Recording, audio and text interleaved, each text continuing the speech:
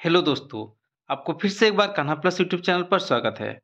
आज हम Hindi RST exam से जुड़े एक निबंध जिसका नाम है क्रोध और लेखक है आचार्य रामचंद्र शुक्ला, इसके बारे में जानेंगे। चलो देखते हैं।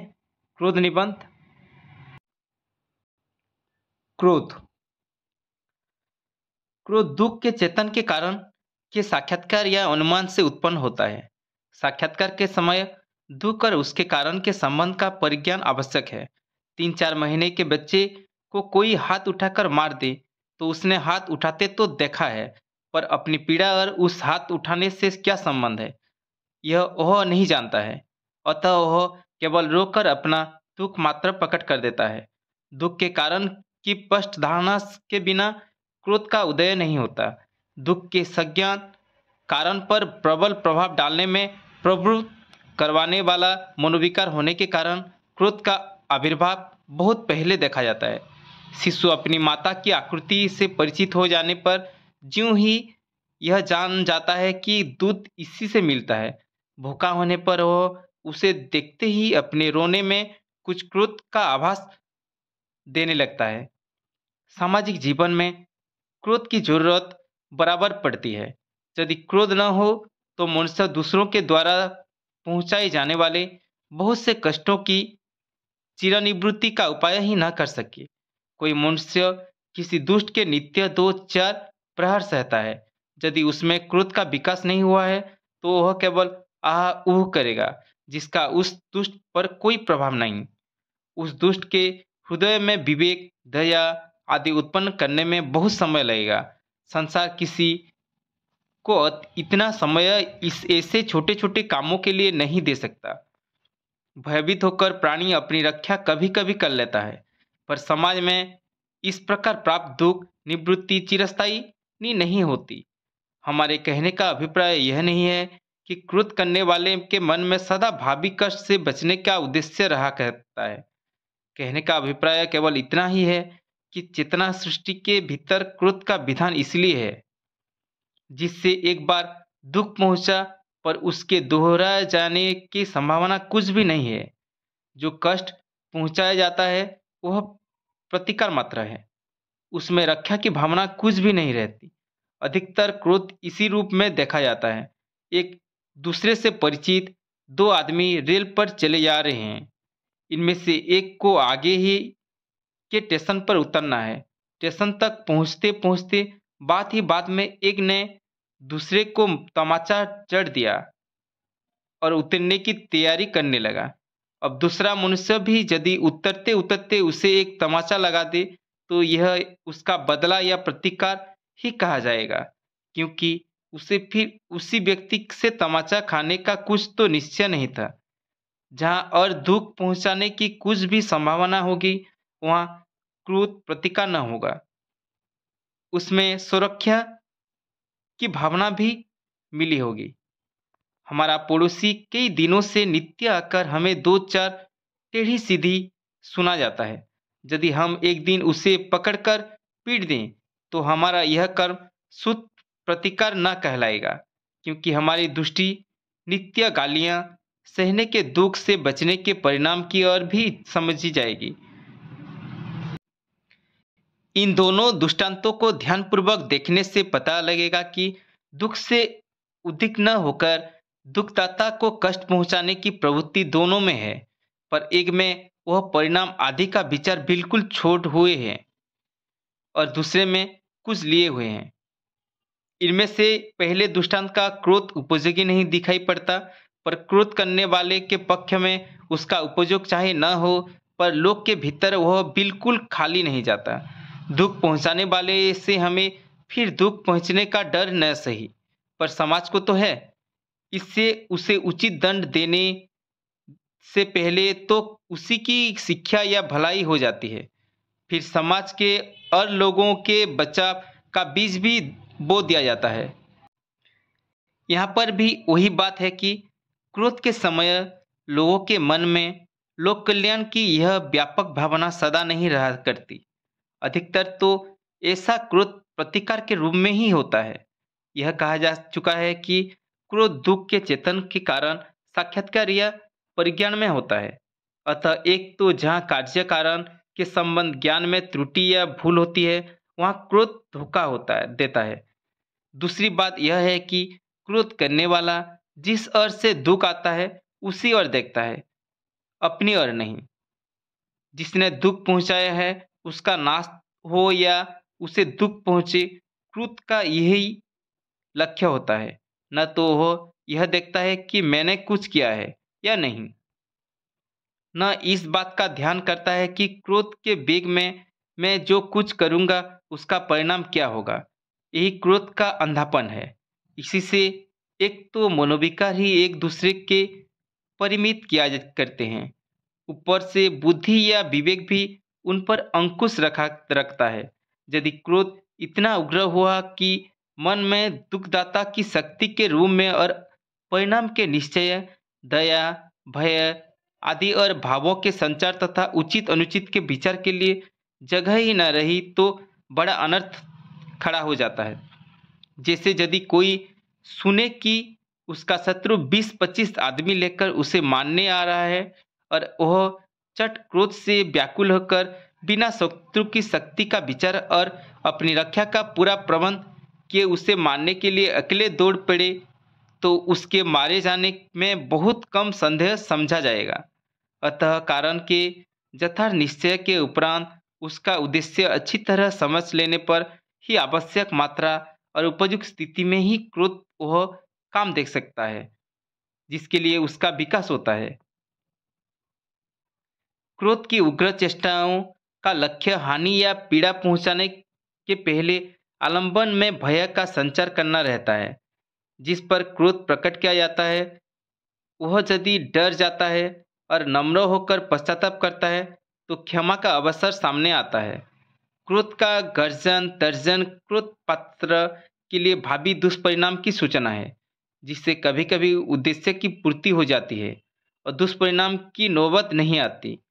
एक की उग्र आकृति देख दूसरा किसी अनिष्ट व्यापार से विरत हो जाता है या नम्र होकर पूर्वकृत दुर्व्यवहार के लिए क्षमा चाहता है। बहुत से स्थलों पर क्रोध का लक्ष्य किसी का गर्व चूर्ण करना मात्र रहता है, अर्थात दुख का विषय केवल दूसरे का गर्व या अहंकार होता है। अभिमान दूसरों के मन में या उसकी भावना में बाधा डालता है। उससे बहुत से लोगों को यूं ही खटका करता है। लोग जिस तरह हो सके अपराध द्वारा, हानि द्वारा अभिमानी को नम्र करना चाहते हैं। अभिमान पर जो शेष होता है उसकी प्रवृत्ति अभिमानी को केवल नम्र करने की रहती है, उसको हानि या पीड़ा पहुंचाने का उद्देश्य नहीं होता। संसार में बहुत से अभिमान का उपचार अपमान द्वारा ही हो जाता है। कभी कभी लोग अपने कुटुंबियों या स्नेहियों से झगड़कर क्रोध में अपना ही सिर पटक देते हैं। यह सिर पटकना अपने को दुख पहुंचाने के अभिप्राय से नहीं होता, क्योंकि बिल्कुल बेगानों के साथ कोई ऐसा नहीं करता। जब किसी को क्रोध में अपना ही सिर पटकते या अंग भंग करते देखें, तब समझ लेना चाहिए कि उसका क्रोध ऐसे व्यक्ति के ऊपर है जैसे उसके सिर पटकने की परवाह है, अर्थात जिसे उसका सिर फूटते से उस समय नहीं हो तो आगे चलकर दुख पहुंचेगा। क्रोध का वेग इतना प्रबल होता है कि कभी कभी मनुष्य यह भी विचार नहीं करता है कि जिसने दुख पहुंचाया उसमें दुख पहुंचाने की इच्छा थी ही या नहीं। इसी से कभी तो यह अचानक और पैर कुचल जाने पर किसी को मार बैठता है और कभी ठोकर खाकर कंकड़ पत्थर तोड़ने लगता है। चाणक्य ब्राह्मण अपना विवाह करने जा रहा था। मार्ग में कुश उसके पैर में चूहे। वह चटमट्ठा और कुदाली लेकर पहुंचा और कुशों को उखाड़कर उनकी जड़ों में मट्ठा देने लगा। एक बार मैंने देखा कि एक ब्राह्मण देवता चूल्हा फूंकते फूंकते थक गए।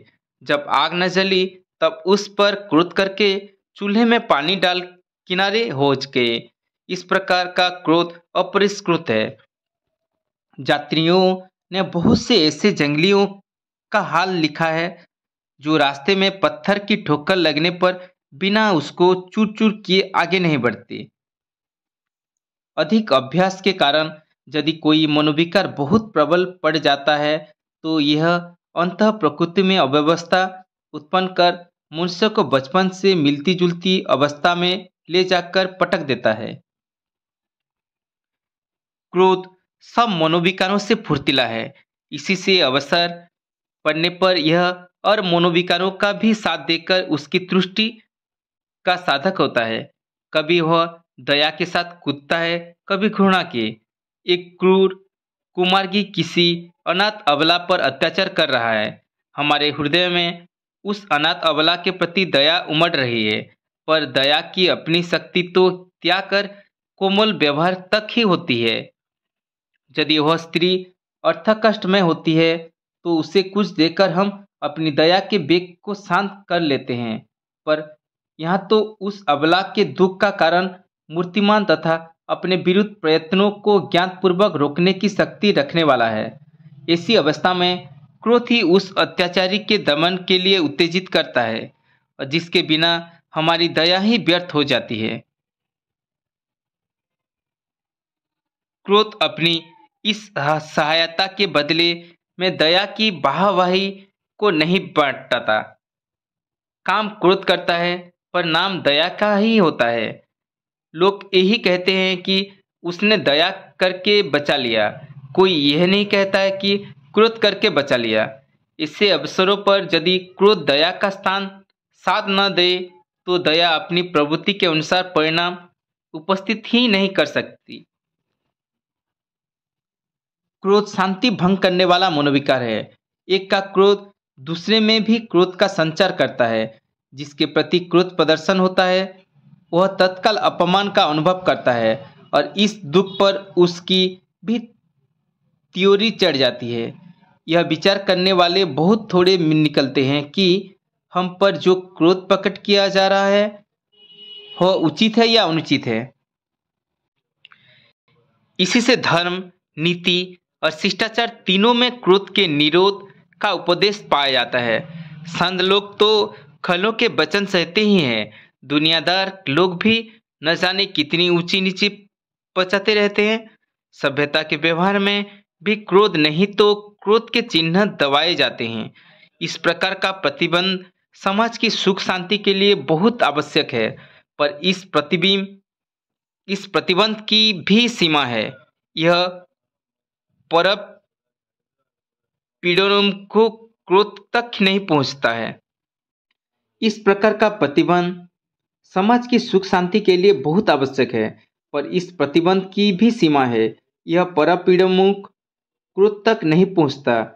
क्रोध के निरोध का उपदेश अर्थपरायण और धर्मपरायण दोनों देते हैं, पर दोनों में जिसे अति से अधिक सावधान रहना चाहिए वही कुछ भी नहीं रहता। बाकी रुपया वसूल करने का ढंग बताने वाला चाहे कड़े पढ़ने की शिक्षा दे भी दे, पर धर्म के साथ धर्म की धोया लेकर चलने वाला धोखे में भी क्रोध को पाप का रूप ही कहेगा।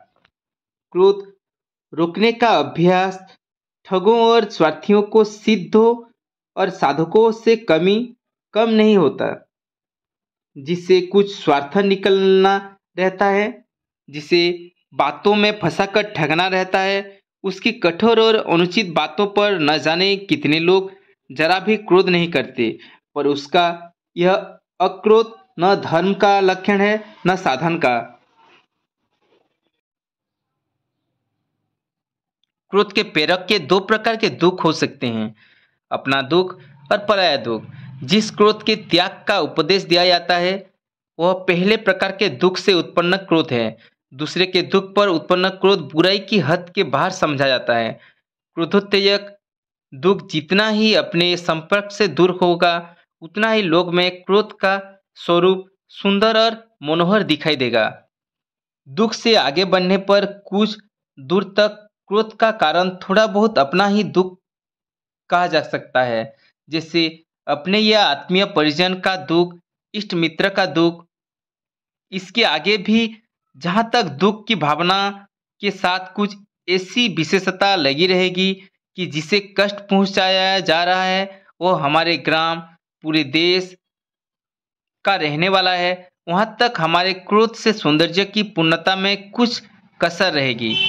जहाँ उक्त भावना निर्विशेष रहेगी, वहीं सच्चा पर दुख कातरता मानी जाएगी।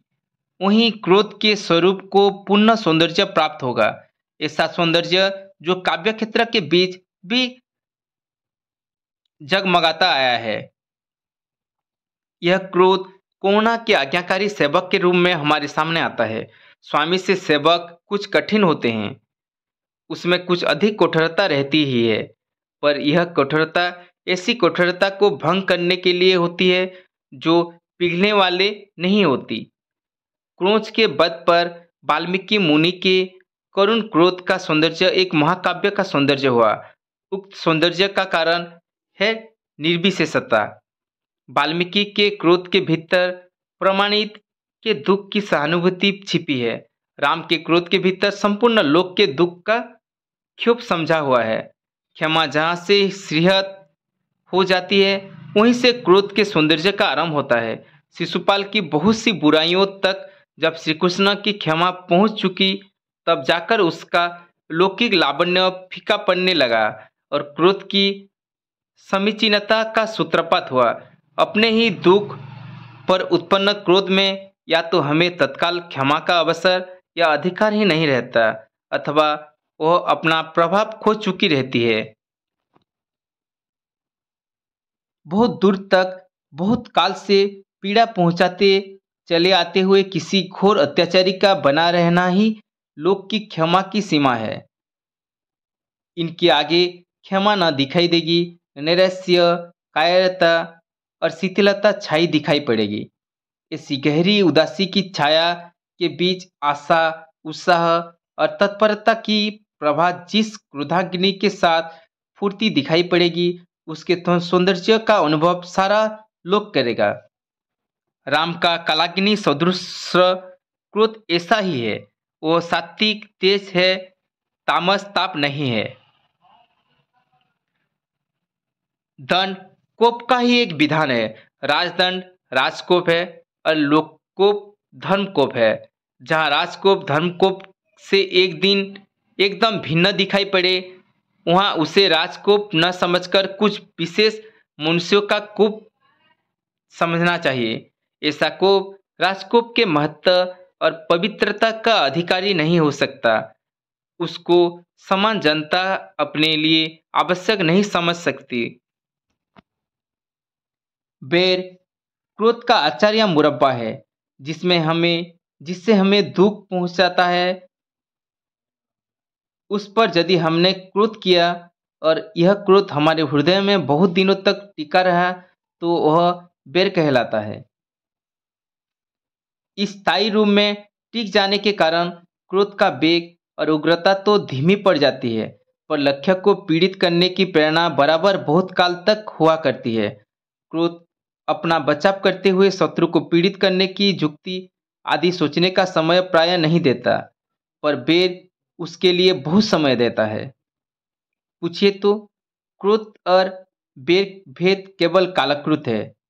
दुख पहुंचाने के साथ ही दुखदाता को पीड़ित करने की प्रेरणा करने वाला मनोविकार क्रोध और कुछ काल बीत जाने पर प्रेरणा करने वाला भाव बेर है। किसी ने आपको गाली दी, यदि आपने उसी समय मार दिया तो आपने क्रोध किया। मान लीजिए कि वह गाली देकर भाग गया और 2 महीने बाद आपको कहीं मिला। अब यदि आपने उससे बिना फिर गाली सुने मिलने के साथ ही उसे मार दिया, तो यह आपका बेर निकलता हुआ है। इस विवरण से स्पष्ट है कि बेर उन्हीं प्राणियों में होता है जिनमें धारणा अर्थात भावों के संचय की शक्ति होती है। पशु और बच्चे किसी से बेर नहीं मानते। चूहे और बिल्ली के संबंध को बेर नाम अलंकारिक है। आदमी का न आम अंगूर से कुछ बेर है, न भेड़ बकरे से है। पशु और बच्चे दोनों क्रोध करते हैं और थोड़ी देर के बाद भूल जाते हैं। क्रोध का एक हल्का रूप चिड़चिड़ाहट, जिसकी व्यंजना प्राय शब्दों ही तक रहती है। इसका कारण भी वैसा ही उग्र नहीं होता। कभी कभी चित्त व्यग्र रहने, किसी प्रवृत्ति में बाधा पड़ने या किसी का ठीक सुविधा न बैठने के कारण ही लोग चिड़चिड़ा उठते हैं। इससे सामान्य कारणों के अवसर बहुत अधिक आते रहते हैं। इसमें चिड़चिड़ाहट स्वाभाविकगत होने की संभावना बहुत अधिक रहती है। किसी मत, संप्रदाय या संस्था के भीतर निरूपित आदर्शों पर ही अन्य दृष्टि रखने वाला बाहर की दुनिया देख देख कर अपने जीवन पर चिड़चिड़ाते चले जाते हैं। जिधर निकलते हैं रास्ते भर मुंह बिगड़ा रहता है। चिड़चिड़ाहट एक प्रकार की मानसिक दुर्बलता है। इसी से रोगियों और बूढ़ों में अधिक पाई जाती है। इसका स्वरूप उग्र और भयंकर न होने से यह बहुतों के, विशेषतः बालकों के विनोद की एक सामग्री भी हो जाती है। बालकों को चिड़चिड़े बूढ़ों को चिड़चिड़ाने में आनंद होता है और कुछ विनोदी बूढ़े भी चिन्ह की नकल किया करते हैं। कोई राधा कृष्ण कहने से, कोई सीताराम पुकारने से और कोई करले का नाम लेने से चिढ़ता है और अपने पीछे लड़कों की एक खासी भीड़ लगाए फिरता है।